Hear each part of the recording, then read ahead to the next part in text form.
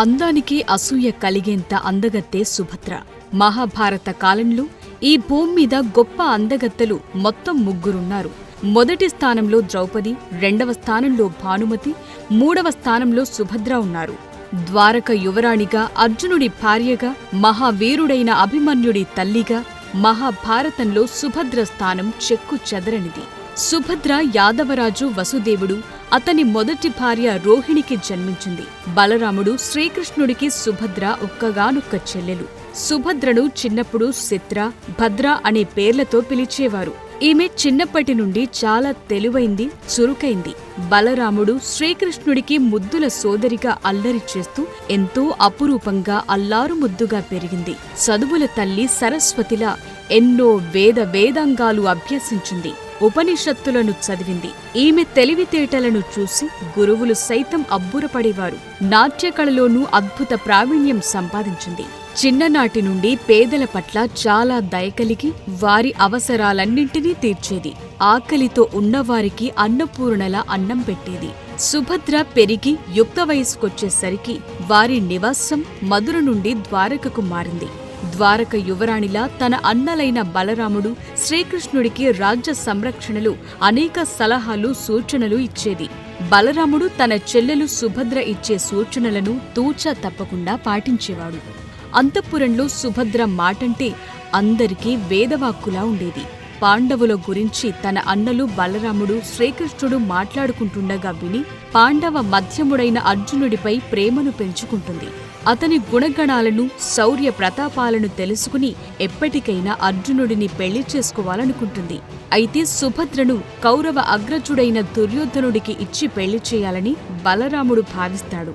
ఈ విషయం తన చెల్లి సుభద్రకు చెప్పకుండా తన మనసులోనే ఉంచుకుంటాడు. ఇదిలా ఉండగా ద్రౌపది స్వయంవరంలో అర్జునుడు మత్స్యయంత్రాన్ని ఛేదించి ద్రౌపదిని తీసుకుని అర్జునుడు అతని మిగతా సోదరులందరితో కలిసి తాము నివాసముండే ఏకచక్రపురానికొచ్చి తన తల్లి కుంతీదేవితో అమ్మా బహుమతి తెచ్చాను అంటాడు అర్జునుడు. అప్పుడు పూజలో ఉన్న కుంతికి సరిగా వినపడక భిక్ష తెచ్చాడనుకుని 5 అన్నదమ్ములు సమానంగా పంచుకోండి అంటుంది. ఆ తరువాత ద్రౌపదిని చూసి అయ్యో తప్పయిందే, నేను అన్నం తెచ్చాననుకుని 5 సోదరులు పంచుకోమన్నాను, ఒక అమ్మాయిని ఎలా పంచుకుంటారు, అది తప్పు కదా అని మదనపడసాగింది.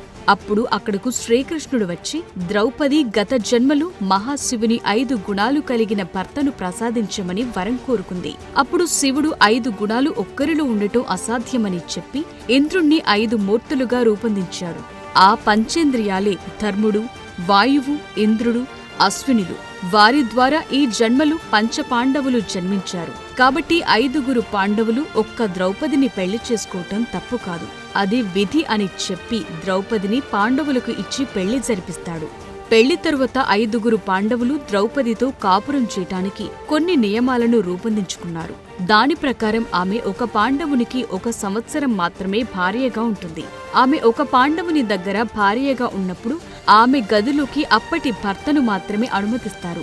మిగతా పాండవులు ఆమె గదిలోకి ప్రవేశించకూడదు. వారి ఏకాంతాన్ని చూడకూడదు. ఒప్పందాన్ని మీరి ఒకవేళ ఎవరైనా వారిని చూస్తే వారు 1 సంవత్సరం పాటు తీర్థయాత్రలు చేస్తూ బయట అరణ్యాల్లో జీవించాలి. అలాగే మన జీవితం చివరి వరకు ద్రౌపది పాండవుల పట్టపురాణిగా ఉంటుంది. ఒకవేళ ఎవరైనా పాండవుడు ఇంకో పెళ్లి చేసుకున్నా ఆమెను ఇంద్రప్రస్థంలోకి తీసుకురాకూడదు. వారిని వారి రాజ్యంలోనే ఉంచాలి. ఈ నియమాలన్నింటికీ కట్టుబడి ఉంటామని పాండవులందరూ వాగ్దానం చేశారు. అయితే ఒకసారి అర్జునుడు బ్రాహ్మణుడికి సహాయం చేయటానికి తన ఆయుధాల కోసం ధర్మరాజు గదికి వెళ్లి అక్కడ ద్రౌపది, ధర్మరాజుల ఏకాంతాన్ని చూసి ఒప్పందాన్ని మీరతాడు. అందుకు 1 సంవత్సరం పాటు తీర్థయాత్రలు చేయాలని నిర్ణయించుకుంటాడు. కోణలు దాటుకుంటూ గంగానదికి చేరి స్నానం చేస్తూ ఉండగా అక్కడ అతన్ని నాగరాజు కౌరవ్య కుమార్తె అయిన ఉలూపి చూస్తుంది. అర్జునుడిని చూసి మోహించిన ఉలూపి తనను పెళ్లి చేసుకోమని వేడుకుంటుంది. అందుకు అర్జునుడు అంగీకరించి ఉలూపిని పెళ్లి చేసుకుంటాడు. ఉలూపి చాలా తెలివైంది, గొప్ప అందగత్తె కూడా. ఆమె అర్జునుడికి నాగశక్తులను బహుమతిగా ఇస్తుంది. అంతేకాక విలువిద్యకు సంబంధించి మాంత్రిక శిక్షణను కూడా ఇస్తుంది.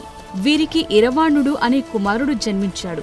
ఉలుపిని నాగలోకంలోనే ఉండమంటాడు అర్జునుడు. ఎందుకంటే ఇంద్రప్రస్థంలోకి ద్రౌపదిని తప్ప మిగిలిన ఏ భార్యలను తీసుకురాకూడదని పాండవుల నియమం. తరువాత అర్జునుడు తన ప్రయాణాన్ని కొనసాగించి కావేరీ నది పరిసర ప్రాంతంలోని మణిపురం చేరుకుంటాడు. అది ఇప్పటి మణిపూర్ రాష్ట్రం. అక్కడ యువరాణి చిత్రాంగద అర్జునుడిపై మనసు పడగా ఆమెను కూడా పెళ్లి చేసుకుంటాడు అర్జునుడు. తరువాత వీరికి బబ్రువాహనుడు అనే కుమారుడు జన్మిస్తాడు. మణిపురం రాజు చిత్రవాహనుడికి కొడుకులు లేకపోవటం వల్ల చిత్రాంగదకు పుట్టిన బబ్రువాహనుడిని తన రాజ్యానికి రాజును చేస్తానని చెప్పి కూతురుని మనవడిని తనతోనే ఉండమంటాడు.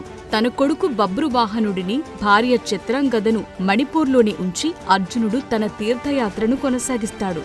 చివరగా ద్వారకను చేరుకుని అక్కడ తన తల్లికి బంధువైన శ్రీకృష్ణుడిని కలుసుకున్న అర్జునుడు తరువాత రైవత పర్వతం వద్ద జరుగుతోన్న ఉత్సవానికి హాజరవుతాడు. అక్కడ ఉత్సవంలో మహా అందగత్తె అయిన సుభద్రను చూసిన అర్జునుడు ఆమె అందానికి ముగ్ధుడై ఎలాగైనా సరే ఆమెను వివాహం చేసుకోవాలని, ఆ అందాల సుందరి ఎవరని శ్రీకృష్ణుడిని అడుగుతాడు. అయితే అర్జునుడి మనసు పసిగట్టిన కృష్ణుడు ఆమె తన సవతి సోదరి సుభద్ర అని, త్వరలో తన అన్న బలరాముడు ఆమెకు స్వయంవరం ఏర్పాటు చేయబోతున్నాడని, ఆమె మనస్సులో ఏముందో, ఎవరినైనా ప్రేమిస్తుందో లేదో తనకు కూడా తెలియదని, ఒకవేళ నీకు తనంటే ఇష్టమైతే క్షత్రియ పద్ధతిలో సుభద్రను ఎత్తుకువెళ్లి వివాహం చేసుకోమని అర్జునుడికి సలహా ఇస్తాడు శ్రీకృష్ణుడు. అప్పుడు అర్జునుడు తన రథాన్ని కొండలపైకి నడిపించి ఉత్సాహంగా వేడుక చేసుకుంటున్న సుభద్ర చెయ్యి పట్టి రథంలోకి లాగుతాడు.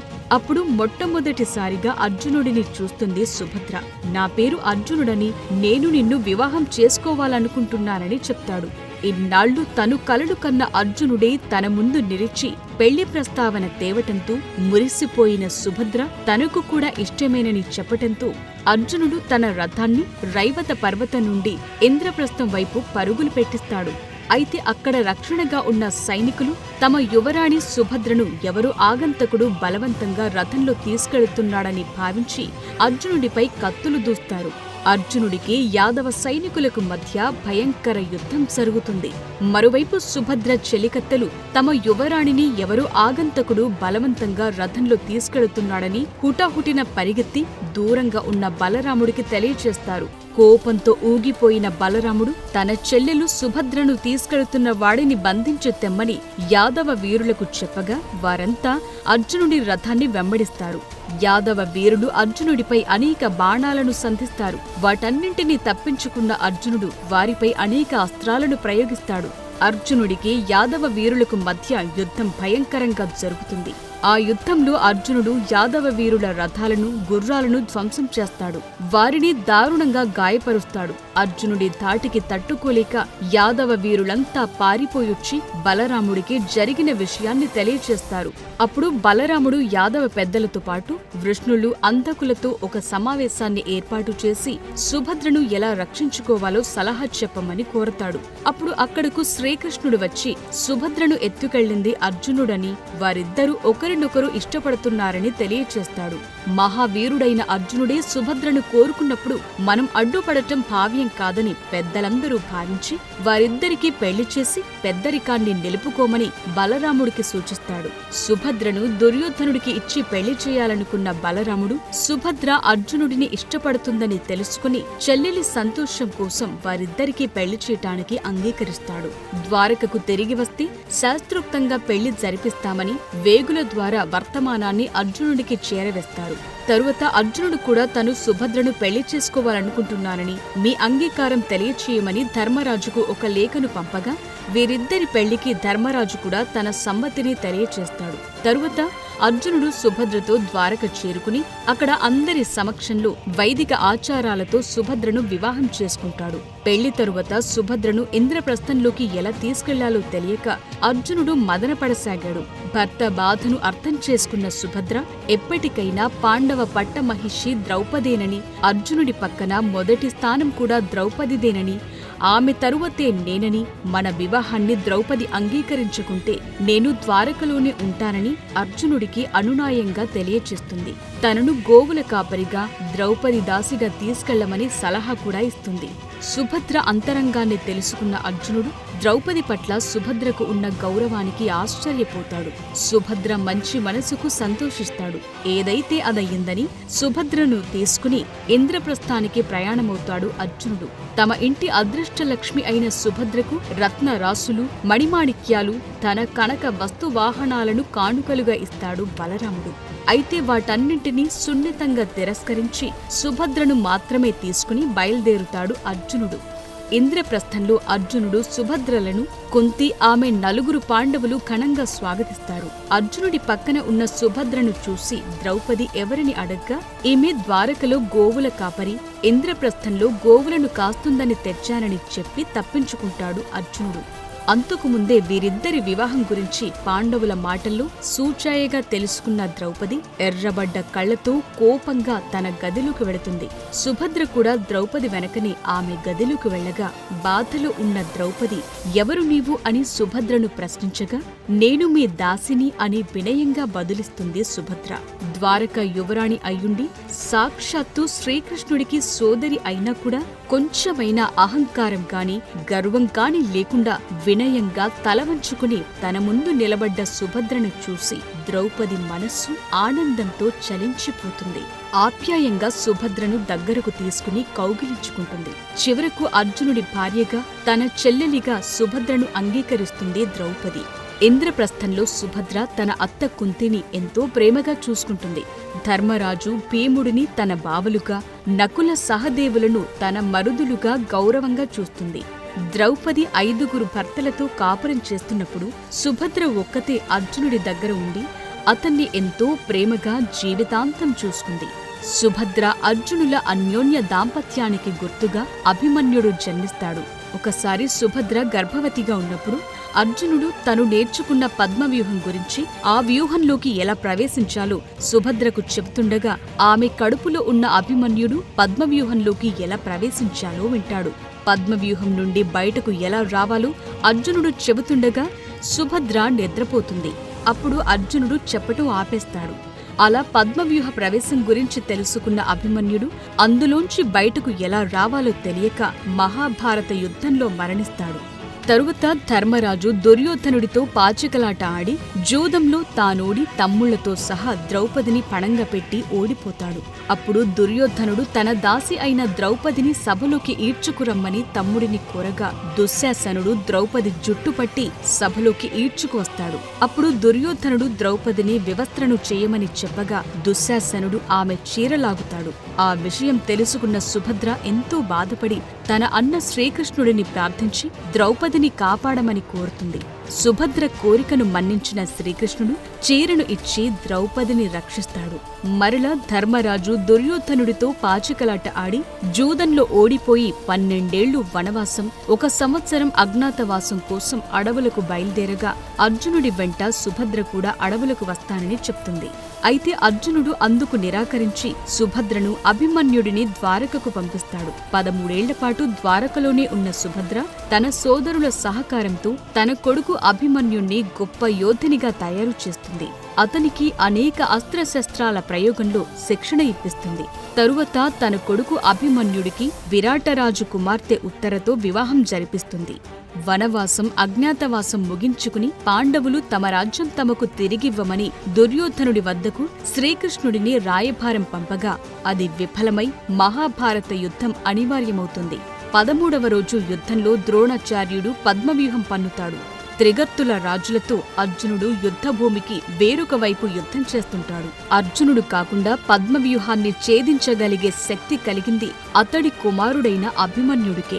అయితే పద్మవ్యూహంలోకి ప్రవేశించిన అభిమన్యుడు హోరాహోరీగా పోరాడి అనేక మంది వీరాధి వీరులను హతమార్చి తిరిగి పద్మవ్యూహం నుండి వెనక్కు రావటం ఎలాగో తెలియక కౌరవ యోధుల చేతిలో మరణిస్తాడు. కొడుకు మరణాన్ని చూసి తట్టుకోలేక ఎంతో విలపించింది సుభద్ర. ఒక గొప్ప యోధుడిని కన్న వీరమాతగా చరిత్రలో నిలిచిపోయింది. మహాభారత యుద్ధంలో తన 100 మంది పుత్రుల మరణంతో తీవ్ర మానసిక క్షోభకు గురైన గాంధారి కోపంతో యాదవ వంశం మొత్తం నాశనమవుతుందని శ్రీకృష్ణుడిని శపిస్తుంది. గాంధారి శాపం గురించి తెలుసుకున్న సుభద్ర తను పెరిగిన ద్వారకా నగరం, తన అన్నలు, వదినలు, బంధువులు సమస్తం గాంధారి శాపం కారణంగా మరణిస్తారని ఎంతో బాధపడుతుంది. తరువాత హస్తినాపురానికి చక్రవర్తిగా ధర్మరాజు, పట్టపురాణిగా ద్రౌపది పట్టాభిషిక్తులవుతారు. యుద్ధం ముగిసిన 35 ఏళ్ల తరువాత గాంధారి శాపం పనిచేస్తుందని, యాదవ వీరుల నాశనం తప్పదని గ్రహించిన శ్రీకృష్ణుడు అది తను చూడకూడదని భావించి అడవిలోకి వెళ్లి అక్కడ వేటగాడు తన కాలికి వేసిన బాణం కారణంగా అవతారం చాలిస్తాడు. తరువాత బలరాముడు కూడా తన అవతారం చాలిస్తాడు. తోడబుట్టిన అన్నలిద్దరూ మరణించటంతో ఎంతో బాధపడుతుంది సుభద్ర. తరువాత యాదవ వీరులందరూ సాంబుడికి పుట్టిన ముసలం కారణంగా సముద్రపు ఒడ్డున దర్బలతో ఒకరినొకరు దారుణంగా కొట్టుకుని మరణిస్తారు. తన బంధువులందరి మరణ వార్త విన్న సుభద్ర పుట్టెడు దుఃఖంలో ఉండి కూడా ద్వారకలో మిగిలిన ఆడవారిని, చిన్నపిల్లలను తీసుకురమ్మని అర్జునుడిని కోరుతుంది. సుభద్ర కోరిక మీద అర్జునుడు ద్వారకా నగరాన్ని చేరుకుని చనిపోయిన యాదవ వీరులకు అంత్యక్రియలు జరిపించి వారి భార్య బిడ్డలను తీసుకుని హస్తినకు తిరుగు ప్రయాణమవుతాడు. అర్జునుడు వారందరినీ తీసుకుని కొంత దూరం రాగానే సముద్రం ఉప్పొంగి ద్వారకా నగరం మొత్తం మునిగిపోతుంది. అలా గాంధారి శాపం కారణంగా శ్రీకృష్ణుడు ఎంతో ఇష్టపడి కట్టించుకున్న ద్వారకా నగరం యావత్తు సముద్రంలో మునిగిపోతుంది. అర్జునుడు తీసుకువచ్చిన యాదవుల భార్య బిడ్డలను ఓదార్చి వారందరూ జీవితాంతం బ్రతకటానికి కావాల్సిన ధన సహాయం చేస్తుంది సుభద్ర. వారందరికీ తగిన ఉపాధిని కల్పిస్తుంది. వారి పిల్లలకు విద్యాబుద్ధులు నేర్పిస్తుంది. 36 ఏళ్లపాటు రాజ్యాన్ని జనరంజకంగా పాలించిన ధర్మరాజు కృష్ణుడు అవతార సమాప్తి చేశాక జీవితం మీద వైరాగ్యం పెంచుకుని పాండవులు మహాప్రస్థానం ప్రారంభిస్తారు. హస్తినాపురం సింహాసనంపై సుభద్ర మనవడు అభిమన్యుడు, ఉత్తరల కుమారుడైన పరీక్షిత్తును, ఇంద్రప్రస్థానానికి కృష్ణుడి మనవడు ప్రద్యుమ్నుడు, ప్రభావతిల కుమారుడైన వజ్రనాభుడికి పట్టాభిషేకం చేసి వారిద్దరి పర్యవేక్షణ బాధ్యతను సుభద్రకు అప్పగించి పాండవులు మహాప్రస్థానం కోసం యాత్ర చేస్తారు. ఆ యాత్రలో అందరికన్నా ముందు ద్రౌపది మరణిస్తుంది. తరువాత నకుల సహదేవుడితో పాటు అర్జునుడు, భీముడు కూడా మరణిస్తారు. ధర్మరాజు ఒక్కడే సశరీరంతో స్వర్గానికి చేరుకుంటాడు. తరువాత కొంతకాలానికి సుభద్ర తన కోడలు ఉత్తరతో కలిసి సన్యాసినులుగా అడవిలోకి వెళ్లి తపస్సు చేస్తూ తమ తనువులను చాలించారు. కొన్ని పురాణ కథనాల ప్రకారం యోగమాయ నంద యశోదల కుమార్తె ఏకాంశగా భూమిపైన అవతరించి కంసుడి చేతిలో మరణించి ఆ తరువాత సుభద్రగా పునర్జన్మ పొందిందంటారు. ఇప్పటికీ పూరీలోని జగన్నాథ దేవాలయంలో తన అన్నలైన శ్రీకృష్ణుడు జగన్నాథుడిగా, బలరాముడు బలభద్ర పాత్రులతో కలిసి సుభద్ర మాతగా పూజలందుకుంటుంది. అక్కడ ఊరేగించే 3 రథాలలో ఒక రథంలో సుభద్ర మాత ఆసీనురాలై భక్తులకు కోరిన వరాలను ఇచ్చే కల్పవల్లిగా పూజింపబడుతోంది. అంతేకాకుండా రాజస్థాన్లోని భద్రజున్ అనే గ్రామంలో సుభద్రను ధుందమాతగా పూజిస్తారు. తన ప్రేమికుడు అర్జునుడితో పారిపోయి 3 రోజుల కష్టమైన ప్రయాణం తరువాత ఈ జంట ఇక్కడే వివాహం చేసుకున్నారని నమ్ముతారు. బ్రహ్మపురాణం అలాగే గర్గ సంహిత వంటి కొన్ని గ్రంథాల్లో సుభద్రదేవి శతరూపగా, అర్జునుడు స్వయంభువ మనువుగా పేర్కొనబడింది. ఆమె కొన్ని శాఖల్లో మాత భువనేశ్వరి అని కూడా పూజింపబడుతుంది. అలాగే గుజరాత్, బంగ్లాదేశ్లలోని కొన్ని వర్గాల వారు కూడా ఆమెను దేవతగా ఇప్పటికీ పూజిస్తున్నారు. For more videos like this, subscribe Big TV channel.